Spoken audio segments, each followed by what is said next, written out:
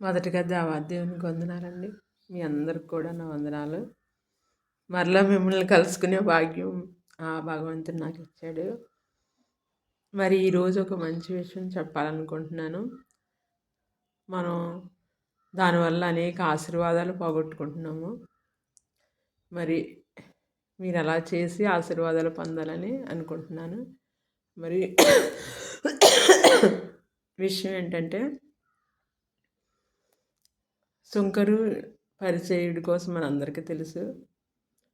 నిజంగా మరి వాళ్ళిద్దరూ దేవాలయానికి వెళ్ళినప్పుడు పరిసయ్యుల్లా ఉండడం చాలా కష్టం మరి.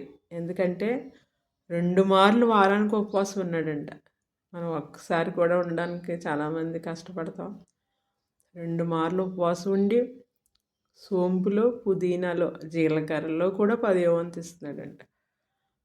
మరి అన్నిట్లో 10వ వంతు ఇవ్వడం అంటే అది కూడా చాలా కష్టమైన పని. అలాగే ఆయన ఆజ్ఞలు అన్నీ పాటిస్తున్నాడు. అంతా బాగానే ఉంది. కానీ ఇవన్నీ చెప్పి ఈ సుంకరిలా లేను, ఉండనందుకు వందనాలు అన్నాడు. అంటే మనం ఎదుటివారి కోసం అసలు ఏమీ అనకూడదు. ఎదుటివారి గురించి అన్నప్పుడు మన ఆశీర్వాదాలన్నీ పోగొట్టుకుంటాం.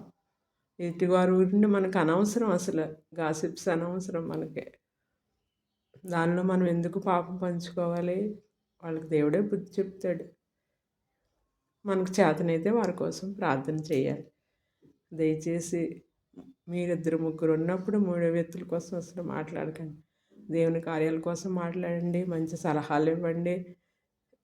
ఇంకా అక్కడ ఉన్న విషయాలు ఏమైనా మాట్లాడవచ్చును, కానీ చెడు మాత్రం ఇతరుల కోసం మాట్లాడకూడదు. నిజంగా సుంకరి పన్నులు వసూలు చేసి వాళ్ళు చాలా ప్రజలను బాధపెట్టి చాలా ఇబ్బంది పెడతారు నిజంగా. కానీ ఆ సుంకరి ఆ పక్కన ఉన్న వాళ్ళు ఎవరినీ చూడలేదు. తన పరిస్థితిని మార్చుకోవాలని, దేవా నిన్ను పేరు పెట్టి పిలవడానికి కూడా నేను యోగ్యుడిని కానని రొమ్ము కొట్టుకుని ఎంతో ఏడ్చి ప్రార్థన చేశాడు. తను వచ్చిన పని ఏంటో అది నిర్వర్తించుకున్నాడు. అలాగే మనం చేసే ప్రతి పనిలో మనం ఏంటి మనం అనేసి మనం చూసుకోవాలి. ఇతర విషయాలు మనకు అనవసరం.